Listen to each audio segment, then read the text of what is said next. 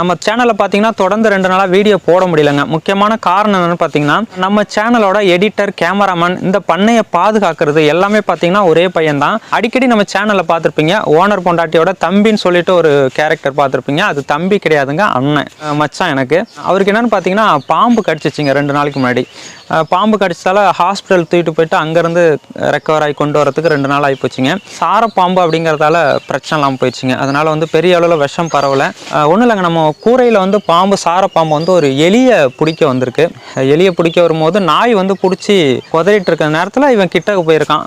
நாயை இழுக்கிறதுக்காக போயிருக்கான். அந்த நேரத்தில் பாம்பு பட்டுன்னு தாவி போட்டுடுச்சிங்க. ஸோ அவங்க ஆயாவுக்கும் போன வருஷம் பாம்பு கடிச்சு சாவர கண்டிஷனுக்கு போய் காப்பாற்றிட்டோம். அடுத்தது பார்த்திங்கன்னா அவங்க அம்மா சின்ன பிள்ளையிலே பாம்பு கடிச்சு தான் இறந்தாங்க. இப்போ இவனுக்கு பாம்பு கடிச்சிருக்கு. ஸோ என்னென்னா அந்த பாம்பு விஷயம் தொடர்ந்து வந்துக்கிட்டே இருந்ததால் ஒரு பெரிய பயம் வந்துச்சுங்க எங்களுக்கு.